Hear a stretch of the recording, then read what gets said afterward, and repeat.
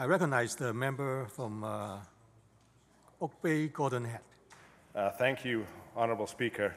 It gives me great pleasure to stand and speak in support of Bill 29, Property Taxation Exemption Statutes Amendment Act. My riding is particularly interesting in that there are presently 6, well, there's 5 high schools now, but after the election boundaries are redefined, there'll be 6 high schools. 3 of them are public schools, and 3 of them are independent schools. Oak Bay, Lambrick, Mount Doug, public schools, St. Michael's, Maria Montessori, presently in the riding independent schools, and Glen Lyon, Norfolk, soon to be in the riding as well as another independent school. Honourable Speaker, we have much to be proud of our education system in British Columbia. Despite what some might have said, Canada ranks at the very top internationally in the Program for International Student Assessment scores, particularly in the area of sciences and reading. Honourable Speaker, if we look at the 2012 science rankings worldwide, number 1 was Shanghai, China, number 2, Hong Kong, China, number 3, Singapore, number 4, Japan, number 5, Finland, and number 6, British Columbia.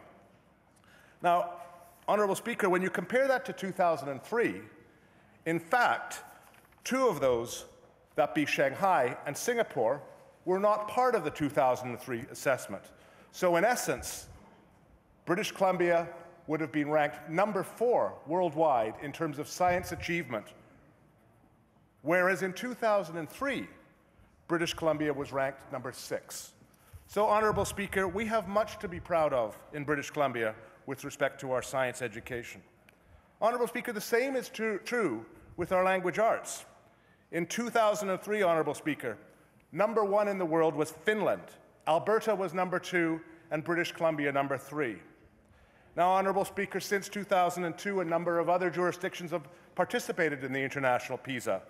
So we see Shanghai and Singapore moving up. British Columbia dropped to number 6, which would have been 5th if you've counted other jurisdictions that weren't there. But what's really important to note is how it did relative to other provinces in Canada and the much-touted Finnish education system. Now, I'll come to Finland in a second because, Honourable Speaker, in 2003, Finland ranked number 1 in science, Finland ranked number 3 in mathematics, and Finland ranked number 1 in reading. British Columbia was 6th in science, British Columbia was 5th in mathematics, and British Columbia was 3rd in reading. Now, what's indicative of a government that somewhat lost touch with developing advances in education, for reasons unknown to anybody, the BC government sent a young person to Finland to study the Finnish system. Now, Honourable Speaker, I understand that if you're looking at the 2003 PISA assessments, you might want to understand the Finnish system. But in 2012, Honourable Speaker, British Columbia was above Finland in mathematics, British Columbia was above Finland in reading, and British Columbia was tied, statistically so, in science. There's much to be proud of our education system in British Columbia, Honourable Speaker, and we do not need to study the Finnish system to find that out. Honourable Speaker, we are the top-ranked province in Canada in terms of science education, as well as in terms of reading, and yet that was not the case in 2003. Alberta was the top-ranked province in all 3 areas covered by PISA. But there is one area, Honourable Speaker, that BC does have some trouble with, and I would argue this has nothing to do with the quality of our teachers in British Columbia, but rather has the quality of the means and ways they are being trained to teach mathematics. Mathematics, Honourable Speaker, is the one subject where BC has dropped relative to other jurisdictions in a move that's moved mathematics from learning the times tables by rote memorization, learning by memorization, critical aspect of learning mathematics, and moving into trying to understand what that means. Honourable Speaker, you should know 7 times 8 is 56, right off the bat, and that's a critical building block. But you shouldn't necessarily have to know in grade 3 that's 63. But Honourable Speaker, 9 is 81. But Honourable Speaker, today in school you're not taught to say 9 times 6 is whatever it is, because now I'm going to get it. 9 times 7 is 63. On record. You're taught that 9 times 7 is 10 times 7 minus 1 times 7. Now, Honorable Speaker, that's an abstract idea that many people in the elementary education simply can't grasp. And if you want to know why we're going down in maths, you had only look at the way our teachers are being trained in the universities, not the quality of the teachers themselves. But apart from mathematics, we rank at the very top internationally. So I will not listen to those who bemoan the state of our education system in BC.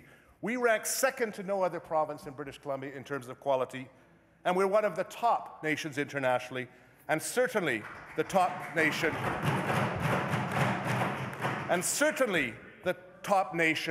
in the Western Hemisphere. Honourable Speaker, so what does that have to do with the bill? Well, it has to do with treating independent schools the same as public schools. Honourable Speaker, presently, the contents of this bill are actually in play in the Vancouver Charter already. The Vancouver Charter is quite specific in terms of what can or cannot be included in property taxation. This bill essentially says to the rest of the province that we're going to be consistent. Whether you be in Victoria, Prince George, Kelowna, whether you be in Fernie, whether you be in Haida Gwaii, Prince Rupert, schools will be treated one and the same in terms of their taxation, property taxation. Many people often don't realize that we've had independent schools in Canada since the 17th century, when the first Catholic schools were established in Quebec. In many jurisdictions, we have publicly funded school boards that fall along denominational lines. In Ontario and Alberta, for example, we have Catholic school boards, and we have non-Catholic school boards. They're both public school systems that go back to Confederation days. And there one here in BC, we would call Catholic schools independent schools. We're in other provinces that are considered part of the public system. Honourable Speaker, we have other potential problems which exist presently. Let's suppose right now that we have a Catholic school on church property. How does that fall within the property taxation realm? Is it a church? Is it an independent school? Is it in the Catholic school board? No. This needs to be cleared up. So while this bill is very short in terms of length, it's important in terms of substance because it actually closes a lot of potential problems that could create a potpourri of odd property taxations across the province. One of the things that I support in this bill is the fact that it does not apply to things like endowment lands, things like houses for staff, for example, if there may be some independent schools that provide housing for their teachers. There may be some other independent schools that have large endowment lands.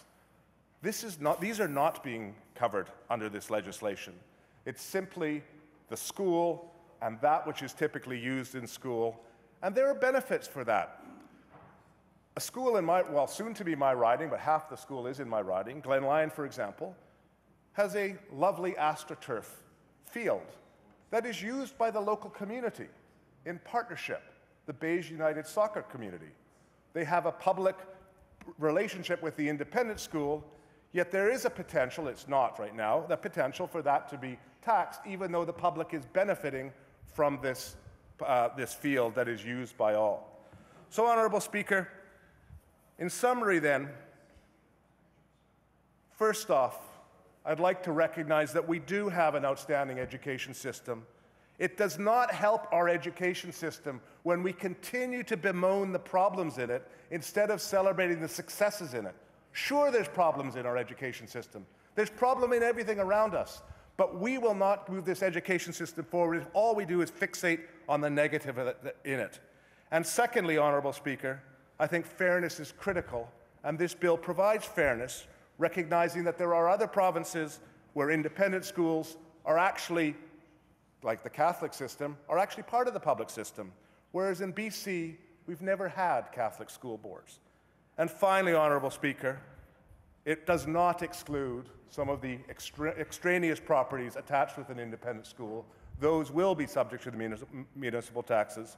And so with that, I thank you for your time, and I'm only sad that the new Minister of Education is no longer sitting beside me, but across the hall. But I do appreciate your office, Honourable Speaker, and those House leaders in preparing me here in the Legislature for 2 upcoming by-elections so that my colleagues can sit beside me. Thank you.